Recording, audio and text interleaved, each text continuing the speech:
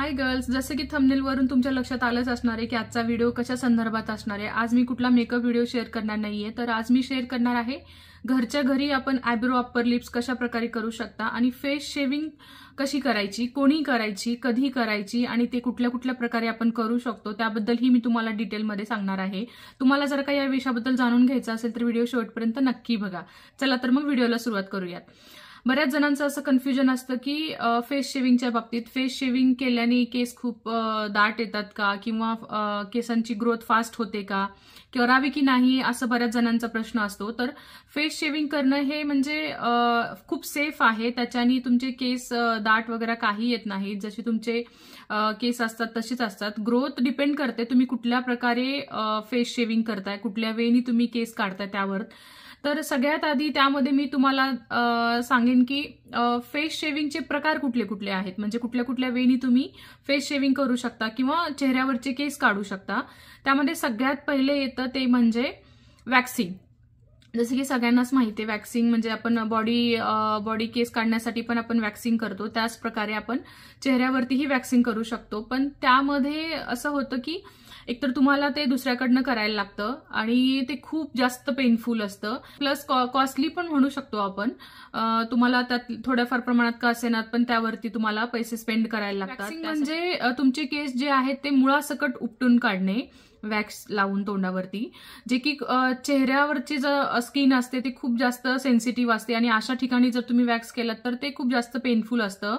For example अंडरआर्म्ससाठी सुद्धा जेव्हा आपण वॅक्स करतो ते किती जास्त पेनफुल असतं, त्याच प्रकारे जर का तुम्ही चेहऱ्यावरती केलं तर ते खूप त्रासदायक असतं। प्लस तुम्हाला ते दुसऱ्याकडनं करायला लागतं, अपॉइंटमेंट घेऊन वेळ काढून तुम्हाला सलूनमध्ये जाऊन ते करायला लागतं। त्यामध्ये दुसरा प्रकार येतो तो म्हणजे लेझर ट्रीटमेंट।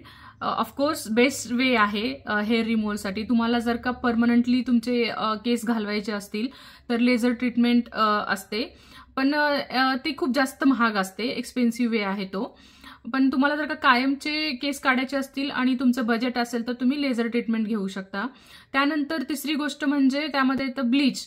ब्लीच हा आता केस काढण्यामध्ये नाही मोडत, तर केस जे तुमच्या चेहऱ्यावरती केस आहेत ते रंगवून तुमच्या स्किन टोन प्रमाणे करणे, त्यामध्ये केमिकल्स असतात, त्यामुळे चेहऱ्यावरती ते यूज करणं पर्सनली मला तर इतकं सेफ वाटत नाही। ऑकेजनली तुम्ही करू शकता एखाद वेळेस, पण नेहमी केमिकल्स चेहऱ्यावरती यूज करणं मला पर्सनली आवडत नाही। सो तो ऑप्शन आहे, पण तो केस काढण्यामध्ये नाही येत ऍक्च्युली, तो तुम्ही केस तुमच्या स्किन टोन प्रमाणे कलर करू शकता। त्यानंतर येते ते म्हणजे फेस शेविंग। फेस शेविंग किंवा फेस ट्रिमिंग ही तुम्ही त्याला म्हणू शकता, ज्यामध्ये तुम्ही म्हणजे तुमच्या केसांना मुळापासून न उपटता वरचा जो सरफेस आहे केसावरती तिथून केस ट्रिम करून काढणे फेस रेझरच्या मदतीने, त्याला आपण म्हणतो फेस शेविंग, जो की खूप म्हणजे कमी वेळात होणारा पर्याय आहे, खूप ऑफोर्डेबल आहे, तुम्हाला त्यासाठी फार पैसे खर्च करायला लागणार नाहीत, खूप स्वस्तात होणारी गोष्ट आहे आणि खूप इझी पण आहे। म्हणजे एकदा जर का तुम्ही हँड्स ऑन प्रॅक्टिस झाली तुमची तर तुम्ही खूप पटापट, आणि तुमच्याकडे जर वेळच नसेल, खूप कमी वेळ असेल आणि तुम्हाला घाईघाईमध्ये जर का करायचं असेल तर घरच्या घरी हा उत्तम पर्याय आहे फेस शेविंग करणं। कमीत कमी वेळात होतो, दुसरी गोष्ट म्हणजे खूप कमी खर्चात होतो आणि तिसरी गोष्ट म्हणजे स्वतः तुम्ही करू शकता। त्यासाठी तुम्हाला पार्लरची अपॉइंटमेंट घेऊन किंवा वेळ घेऊन म्हणजे वेळ वाचवण्याचा पर्याय आहे एकंदरीत।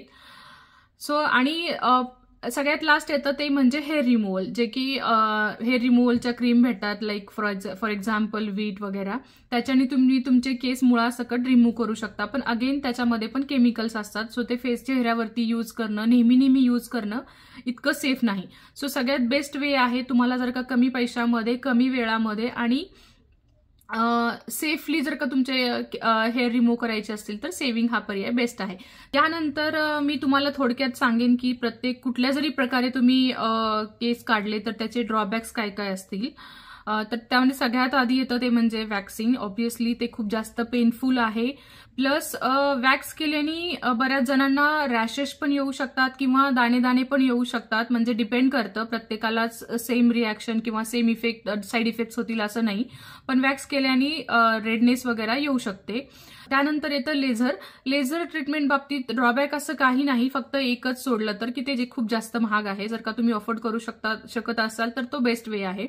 आणि त्यानंतर आपण काय बघितलं, फेस शेविंग। फेस शेविंगमध्ये ड्रॉबॅक आपण असं म्हणू शकतो की त्याचे जर का फायदे जरी भरपूर असतील तर त्याचे काही काही ड्रॉबॅक्स पण आहेत. ते म्हणजे फेस शेविंग करणं हा खूप जास्त तात्पुरता पर्याय आहे. म्हणजेच तुमच्या केसांची ग्रोथ आहे ती खूप जास्त फास्ट होते. म्हणजे जर का तुमची चांगली ग्रोथ असेल तर तुम्हाला 15 दिवसाला तरी एकदा शेविंग करायला लागते आणि खूपच जास्त ग्रोथ असेल तर आठवड्यातून एकदा पण करायला लागू शकतं, डिपेंड करतं. पण हा एक त्याचा हे आहे ड्रॉबॅक की खूप फास्ट ग्रोथ होते त्याच्याने. कारण आपण केस जे काढलेले असतात ते फक्त ट्रिम करून काढलेले असतात, त्यामुळे मुळासकट केस निघाले नसल्यामुळे ते खूप जास्त तुम्हाला रिपीटेडली करायला लागतं. आणि दुसरी गोष्ट म्हणजे फेस शेविंग केल्याने तुमच्या केसांचं थोडंसं टेक्स्चर बदलू शकतं. तुम्ही नेहमी जर करत असाल वर्षानुवर्ष, लगेचच नाही होणार ते 1-2 महिन्यामध्ये, पण जर का तुम्ही वर्षानुवर्ष फेस शेविंग करत असाल तर तुमच्या केसांचं टेक्स्चर किंवा आपण म्हणू शकतो केसांची जात म्हणू शकतो. फॉर एक्झाम्पल जर का तुमचे केस सुरुवातीला खूप जास्त मुलायम जसं जावळाचे केस असतात बेबीचे तसे असतील सॉफ्ट, तर ते वारंवार फेस शेविंग केल्याने नंतर थोडेसे जाड येऊ शकतात. म्हणजे त्याचा अर्थ असा नाही की तुमच्या केसांची ग्रोथ वाढेल. एका ठिकाणी जर का तुम्हाला 10 केस असतील तर तिथं तुम्हाला 20-25 केस येतील असं अजिबात होत नाही. एवढंच की तुमचे ते 10 केस आहेत जर का आधी सॉफ्ट असतील तर ते थोडेसे जाड होऊ शकतात नेहमी फेस शेविंग केल्याने. एवढा तो एक त्याचा ड्रॉबॅक आहे. आणि त्यानंतर जसं की मी सांगितलं ब्लीच आणि हेअर रिमूव्हल क्रीम, तर त्यामध्ये केमिकल असतं, तर त्याच्यानी पण बऱ्याच जणांना साईड इफेक्ट्स होऊ शकतात, त्याचे रिॲक्शन्स होऊ शकतात, रेडनेस येऊ शकते. सो पर्सनली मला तरी शेविंग हा पर्याय बेस्ट वाटतो. म्हणजे सगळ्याच बाजूने जर का विचार केला तर तो सगळ्यांसाठी म्हणजे कन्व्हिनियंट पण असू शकतो. आणि सेकंडली लेझर ट्रीटमेंट. त्यानंतर सगळ्यात महत्त्वाचा क्वेश्चन म्हणजे फेस शेविंग कोणी करावी आणि कधी करावी. पर्सनली माझ्या मते तरी 25 वर्षाची होईपर्यंत किंवा टीनेजर एजमध्ये फेस शेविंग करायची गरज नाही. शक्यतो वयाच्या 25व्या वर्षानंतर तुम्ही फेस शेविंग करायला हरकत नाही असं मला पर्सनली वाटतं. अगेन डिपेंड करतं. टीनेजरवाल्यांनी थोडंसं अवॉइड केलं तरी चालेल, कारण एवढ्या लहान वयापासून पुढे तर आयुष्यभर करायचंच आहे. सो आयडली 25 नंतर करणं म्हणजे मला तरी योग्य वाटतं. चला तर आपण बघूयात आपण म्हणजे आयब्रो आणि फेस शेविंग कशी करायची. मी पर्सनली काय यूज करते. माझा पर्सनल प्रेफरन्स हा फेस शेविंगलाच आहे. त्यासाठी मी यूज करते आहे अशा प्रकारचा हा फेस रेझर येतो. फेस रेझर हा नेहमी असा झिगझॅग ब्लेडचाच असायला पाहिजे. काही फेस रेझर येतात ते डायरेक्ट ब्लेड असतात, ते वापरायचे नाहीयेत. सो मेक शुअर की असावालाच फेस रेझर तुम्ही घ्याल, कुठल्याही ब्रँडचा घेतला तरी. आणि अशी एक प्रकारचं सीझर लागणार आहे आपल्याला आयब्रो करण्यासाठी, ज्याला की इथे असं कोम आहे, ज्याने तुम्ही जे एक्स्ट्रा लेंथ आहे तुमच्या आयब्रोची ती कट करू शकता अशा प्रकारे. व्हिडिओमध्ये मी पुढे दाखवेनच. आणि असा एक छोटूसा फेस रेझर येतो, सॉरी आयब्रो रेझर येतो. ऍक्च्युली मी म्हणजे तुम्ही याच्यानेही आयब्रो करू शकता, पण जर का तुम्हाला अजून जास्त स्पेसिफाईड हवा असेल, छोटासा कन्व्हिनियंट असे करण्यासाठी इझी, तर अशा प्रकारचा एक फेस रेझर येतो स्पेशली आयब्रोसाठी. ओके. आता इथं आणखीन एक गोष्ट लक्षात ठेवायची म्हणजे जेव्हा कधी तुम्ही फेस शेविंग करणार असाल तेव्हा सगळ्यात महत्त्वाचं तर क्लीन फेस असायला हवा. आता माझा फेस वॉश केलेला आहे आणि चेहऱ्यावर सध्या काहीच नाहीये. त्यानंतर तुम्ही हा रेझर कोरड्या चेहऱ्यांवरती अजिबात फिरवायचा नाहीये. पण त्याचा अर्थ असा पण नाहीये की तुम्ही फोम लावून त्याच्यावरती हे करताय. त्यासाठी तुम्ही यूज करू शकता फेस ऑइल किंवा मॉइश्चरायझरही करू शकता. थिक मॉइश्चरायझर असेल तुमच्याकडे किंवा ॲलोवेरा जेल, ते तुम्हाला आधी लावून घ्यायचं आहे चेहऱ्यावरती आणि मगच त्यानंतर रेझर वापरायचं आहे. तर आता इथं मी आज यूज करणार आहे हे ॲलोवेरा जेल. सगळ्यात आधी तर मी तुम्हाला दाखवते माझी ऍक्च्युअल ग्रोथ आता बऱ्यापैकी झालेली आहे आयब्रोची आणि अप्पर लिप्स, आणि चेहऱ्यावरचे पण दिसत आहेत की नाही माहिती नाही, पण चेहऱ्यावरती पण आहे तिथे केस छोटे छोटे. तर सगळ्यात आधी मी आता इथे आयब्रो करून घेते. त्यासाठी मी लावून घेणार आहे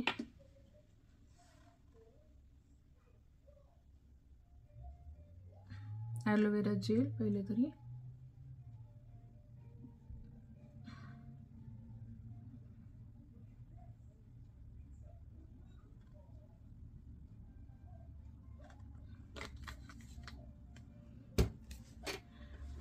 आणि त्यानंतर हा मी मोठा रेझर यूज करतेय.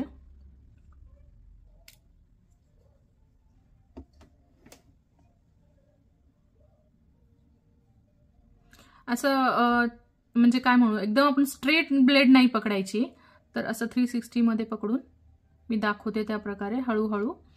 हा नवीन रेझर आहे त्यामुळे थोडा शार्प आहे. तुम्ही हा 2-3 वेळा यूज करू शकता जोपर्यंत त्याचा शार्पनेस आहे तोपर्यंत.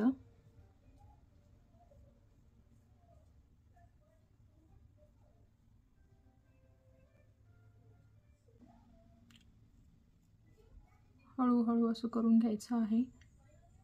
मी एक्स्ट्राचेच काढणार आहे फक्त. आणि ह्याच्यावरती जे साठेल ते असं एका टिश्यूवरती क्लीन करून घ्यायचं आहे.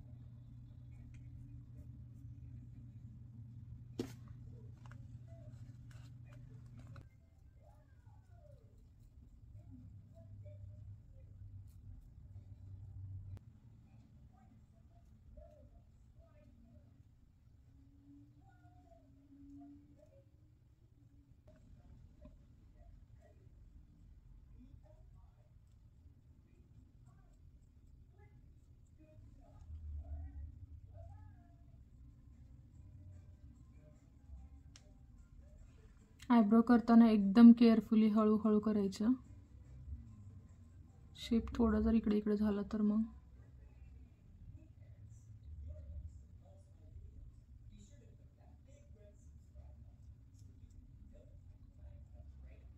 त्यासाठी जास्त म्हणजे आयब्रो पूर्ण वाढू नाही द्यायचे.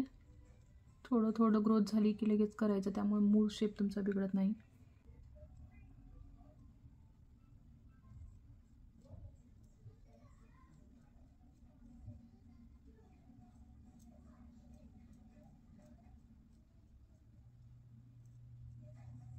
केअरफुली करायचं डोळ्याचं तिथं करताना थोडं.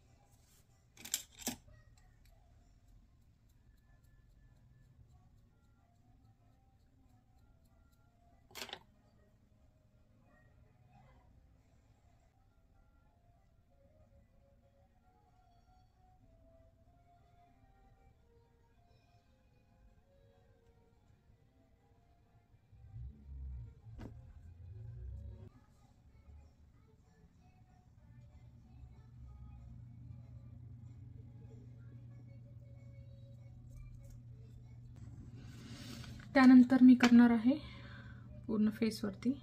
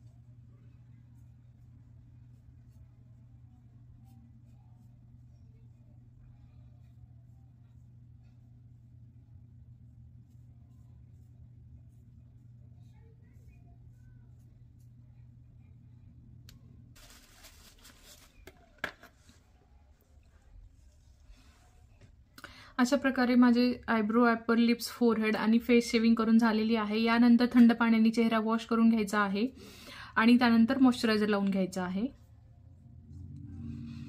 अशा प्रकारे तुम्ही बघू शकता चेहरा मी थंड पाण्याने धुवून घेतलेला आहे। फक्त अगदी 5 ते 10 मिनिटाच्या आत तुमचे आयब्रो, अपर लिप्स, फोरहेड आणि पूर्ण फेस शेविंग करून होते घरच्या घरी। तुम्हाला कुठेही बाहेर जायची गरज नाही त्यासाठी। यामुळे तुमचा वेळही वाचतो, पैसेही वाचतात आणि प्लस हे पेनलेस पण आहे। तर का तुम्ही वॅक्सिंग वगैरे करायचं म्हटलं तर ते खूप जास्त दुखतं, त्यामुळे हा वे मला बेस्ट वाटतो। तुम्हाला कुठली पद्धत आवडेल किंवा तुम्ही कुठल्या पद्धतीने चेहऱ्यावरचे केस काढता मला नक्की सांगा। व्हिडिओ शेवटपर्यंत बघितल्याबद्दल खूप खूप धन्यवाद। व्हिडिओ आवडला असेल तर लाईक, शेअर आणि चॅनलला सबस्क्राईब करायला अजिबात विसरू नका। आणि चेहऱ्यावरचे केस काढण्याबाबतीत तुम्हाला कुठल्याही प्रकारची शंका असेल तर तेही मला विचारा, मी नक्की